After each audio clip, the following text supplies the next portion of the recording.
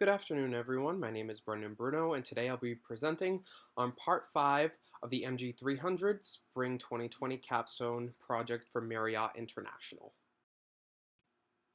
All right, a corporate strategy level strategy focuses on gaining long-term revenue, profits, and market value through managing operations of multiple businesses. Marriott can do this through mergers and acquisitions. Marriott already has a wide range of subsidiaries under the Marriott International name. Looking back on the company's historic past, Marriott saw its first acquisition in 1984 with the American Resorts Group. In 1985, consumers saw the successful acquisition of a well-diversified food service company called Gladu Corporation and contract food service company called Service Systems. In 1995, it completed its first acquisition of 49% interest in the Ritz-Carlton Hotel. In 1998, the market saw Marriott International increase its ownership in the Ritz-Carlton to 98%. As was mentioned earlier, its most recently acquired Starwood Hotels and Resorts merger was in 2016. In 2015, Marriott first announced this merger and acquisition of Starwood's Hotels and Resorts and completed the acquisition in September of 2016. By acquiring Starwood, the company gained around 381,000 rooms. This merger signified the creation of the world's largest hotel company in the world with 5,700 hotels and 1.1 million rooms in over 100 countries across 30 subsidiaries under the Marriott name. As a result, the company's room distribution outside North America increased from 23% to 32%, and distribution outside North America also increased from 180,000 rooms to 377,000 rooms, which nearly doubled. It is clear that Marriott created value through diversifying its portfolio. Alright, there are many benefits to diversifying into related businesses. The primary benefits mostly come from horizontal relationships in which companies share core competencies and distribution channels. We can see when Marriott expanded its portfolio to include Starwood's Hotels and Resorts, the Marriott pipeline reached roughly 420,000 rooms with the approval of 34,000 rooms. Looking at their earnings for the 2016 year, gross bookings on Marriott.com estimated $14 billion, which was a 10% increase from 2015.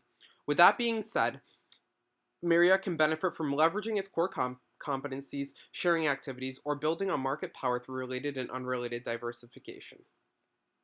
It is clear that core companies must enhance competitive advantages by creating superior customer values. Core competencies is how Marriott plans on integrating multiple pieces of technology and marketing products and services differently from competitors. We see this through Marriott's core values and loyalty program, unlike no other in the industry. By being the largest player in the hotels and lodging industry, it is hard for Marriott's competitors like Hilton Worldwide or Hyatt Hotels Corporation to develop and compete with a loyalty program comparable to Marriott's. Alright, related diversification allows for corporations to benefit from economies of scope.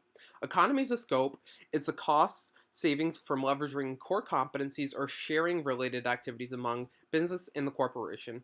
It is essential Marriott recognizes its strategic resources that reflect the collective learning of a company.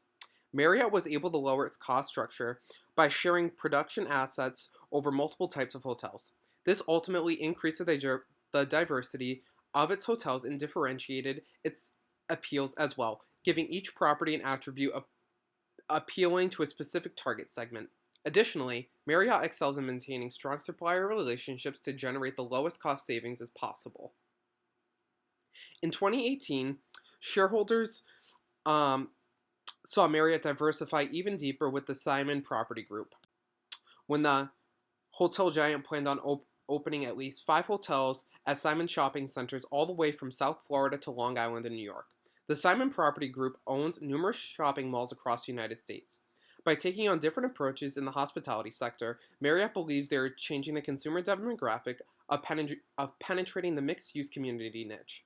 In addition to this, Marriott also tackled the home sharing market and launched the Tribute portfolio, which offers more than 200 handcrafted homes in London, Rome, Paris, and Lisbon.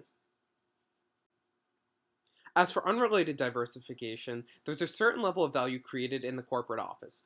Marriott's multi-purpose space at their hotels allow for sales associates across all brands to meet and share in-depth market knowledge and planning tools to engage consumers at all levels.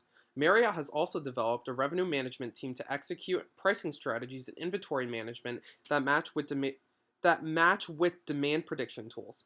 Finally, their size makes it easier to leverage market efficiencies through shared services.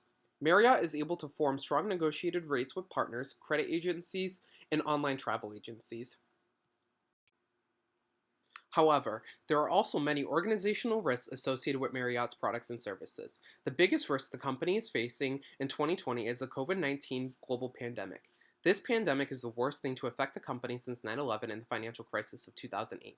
Right now, Marriott is at risk of breaking the credit agency's leverage ratio covenant, which is simply total funded debt held by the borrowers on an aggregated basis divided by aggregated earnings before interest, taxes, depreciation, and amortization as determined under the generally accepted accounting principles, or simply known as GAAP. Marriott currently has $4.5 billion dollars in a credit facility and needs to find a way to reduce its current debt load or find a way to increase its EBI TDA. By the end of 2020, EBI TDA is expected to total around 1.4 billion US dollars. On April 2nd, 2020, Marriott borrowed an additional $2 billion dollars that will appear as long-term debt on the balance sheet at the end of the fiscal year 2020. As far as business performance is concerned, Marriott made a formal announcement on their News Center website saying that 2020 was off to a solid start. However, where the coronavirus is still rapidly evolving, properties in North America and Europe are seeing occupancy levels below 25% compared to 70% this time last year. The Asia Pacific market saw a decline of 24.7% in RevPAR. As a result, Marriott is closely monitoring investment spending for the 2020 year. The company plans to cut spending in this area by $750 million dollars.